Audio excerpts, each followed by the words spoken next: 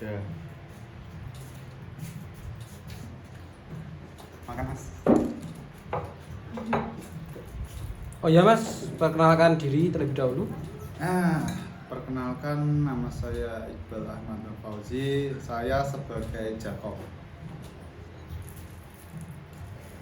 Gimana sih Mas kesan pesan selama KKN kalian itu seperti apa begitu? Yang jelas culture shock mas. Yang awalnya saya jarang ngaji, di sana tiba-tiba yasinan seminggu 5 kali.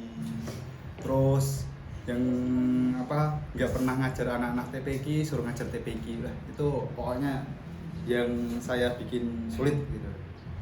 Terus untuk first impressionnya Anda datang dengan kultur yang seperti itu bagaimana? Ya caranya ya saya juga harus mas ya?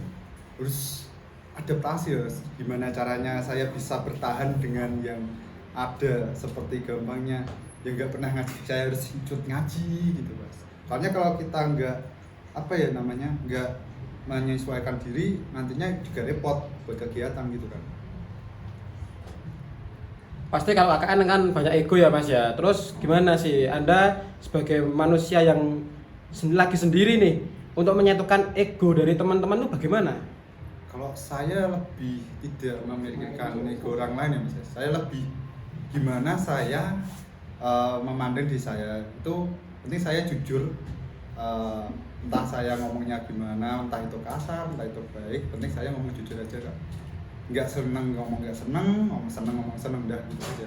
Jadi ntar biar orang lain menilai sendiri. Kalau mereka betah ya ntar mereka tahu sendiri lah, daripada kita baik di depan tapi di belakangnya yang aneh-aneh kan saya paling nggak suka gitu. Oke. Terus selanjutnya untuk proker yang sudah berjalan untuk di periode ini apa aja ya Mas ya?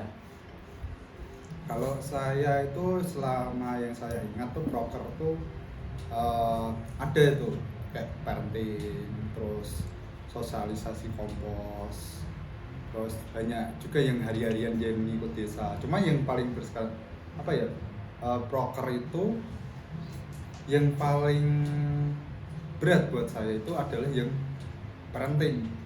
Soalnya emang karena proker itu banyak anak kecil dan juga kita harus melibatkan orang tua, sedangkan orang di sana itu masyarakatnya itu benar-benar yang benar gaptek tuh enggak, cuma jarang terpantau orang tua gitu kan. Jadi benar-benar berat untuk saya untuk menjelaskan gitu juga. Itu sih paling proker yang benar-benar berat dari desa sih. Untuk segala proker yang telah disampaikan, kira-kira apa sih yang sekiranya bermanfaat lah untuk desa yang sampean tempati? Untuk itu mungkin yang paling penting deh. Jadi kita mengadakan sosialisasi parenting itu, kita berharap manfaat bagi desa, mereka lebih memperhatikan lah cara berkembang anak-anaknya dan lebih memantau anaknya dalam kegiatan dan sebagainya. Soalnya benar-benar di situ anak-anak tuh belum terpantau sepenuhnya sama orang tua. Ngomong-ngomong masalah proker Mas, otomatis kan ada kendala dong. Nah, untuk kendala yang dihadapi selama ini selama menjalankan proker lah, itu bagaimana? Kalau kendala kalau dalam kegiatan itu nggak ada mas, cuma lebih ke SDM-nya. Karena di sana kan mayoritas kan orang-orang itu petani, jadi dari pagi sampai sore itu mereka di sawah atau di ladang gitu. Sedangkan kita pun harus mencari celah-celah di waktu itu, dan biasanya kegiatan kan harus malam nanti jam 12. Jadi kita tuh yang harusnya kita malam buat istirahat, kita ada kegiatan, dan itu pun ada perasaan yang tidak enak terkadang itu sama masyarakat. Kendalanya itu sih mas kalau saya. Terus untuk kesan yang Anda dapatkan selama periode KKN ini apa Mas? Kalau kesan yang saya terima hari ini ya, biasanya saya apa-apa sendiri ada teman, tidur yang di sana juga ada teman. Jadi lebih semuanya itu kegiatan itu kita organisir. Maksudnya apa ya mas? Lebih adalah ada jadwalnya, kita harus lihat-lihat orang. Jadi kita enggak yang biasanya kita hidup sendiri itu kita sebanyak orang itu kita harus memperhatikan juga sekitar itu gimana gitu kan. Lebih apa ya? Lebih dapat apa ya, kesan kekeluargaannya di sini. Untuk saran dan rekomendasi buat desa dan kampus UIN Salatiga gimana mas?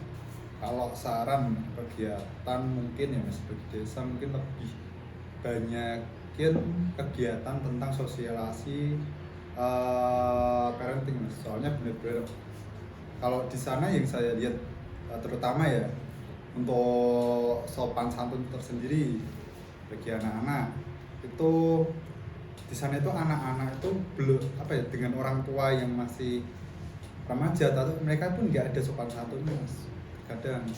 Jadi itu yang kita pun yang biasanya harus halus sama anak-anak tuh dibuat darah tinggi kan. Terus untuk kampus UIN saran bagi saya sebisa mungkin Anda kalau membuat kegiatan atau suatu jalan jangan mendadak, terus jangan janji-janji manis mulu ya. Itu kebanyakan, soalnya kadang itu di tulisan sama kenyataan tuh beda tuh. Mungkin itu sih. Oke, terima kasih. Selanjutnya sebutkan satu kata untuk KKN 214 Desa Mendongan. Mantap. Terima kasih.